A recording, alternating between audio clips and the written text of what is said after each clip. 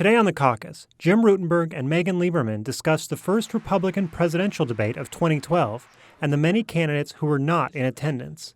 Also, Adam Nagourney on California Governor Jerry Brown.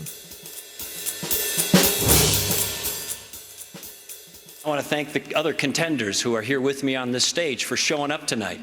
So, Jim, last night was the first Republican presidential debate of this cycle, and it was notable at least as much for who was not there as for who was. Right. They built it, that is the debate stage, but they all did not come. They did not come. We did not have Governor Mitt Romney from Massachusetts, who's a supposed front-runner right now. We did not have former House Speaker Newt Gingrich. We certainly did not have former Governor Sarah Palin of Alaska. Right, so it was not exactly the A-team. We'll see, but not right now. And the most serious candidate considered on the stage last night was Tim Pawlenty, who maybe had the most to gain and the most to lose. For him, last night was all about saying, here I am, America, or here I am, Fox News audience, right, which is very important.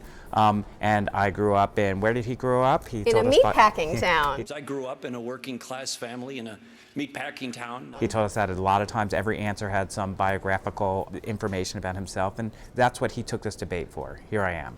And he also seemed prepared for what he knew would be his political liabilities. Right. I mean, there are always some risks in this, in any debate, but he was ready to tackle the hardest question for him. One of the hardest questions is his former environmental policy. He was a supporter of cap and trade. And that's heresy in the Republican Party. It is now. It clearly wasn't when he first did it. Right. It was also interesting how they dealt with Osama bin Laden's death, which was basically to say, that's great, but it's the only good thing that President Obama has ever done. Yeah, I think Senator Rick Santorum, former Senator Rick Santorum of Pennsylvania had the sharpest answer on that. If you look at what President Obama has done right in foreign policy, it has always been a continuation of the Bush policies. What President Obama has done on his watch, the issues that have come up while he's been president, he's gotten it wrong strategically every single time. Basically, he's saying, as long as you're forwarding Republican national security policies, you're okay, but otherwise you're out to lunch.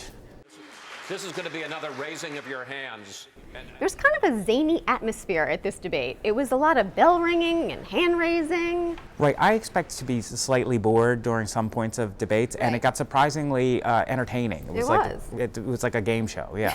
There were actually a lot of funny moments. Did you have a personal favorite? Oh, it hands down was Ron Paul, the congressman from Texas, talking about the legalization of heroin as, possibly a conceivable thing that could happen and be okay. How many people here would use heroin if it was legal? I bet nobody would put their hand, oh yeah, I need the government to take care of me. I don't want to use heroin, so I need these laws.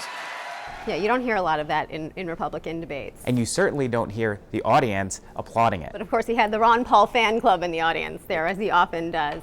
But we don't really think that this is what the debates are going to be like going forward. We expect a different kind of field as we move on. If the legalization of heroin is an important issue in the Republican primary, I will eat the camera. He's a politician, right? He loves the idea of being in charge of a larger state. He loves the idea of, honestly, the New York Times Magazine coming along and doing a profile on him. Also today, Adam Nagourney on his Sunday Magazine profile of California Governor Jerry Brown.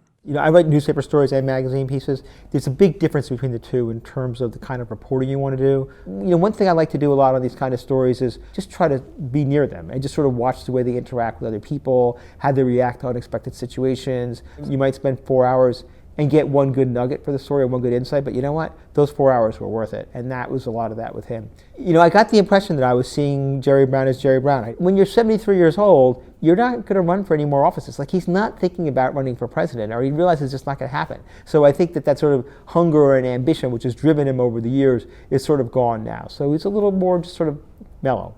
How's he different to cover than other big-time politicians?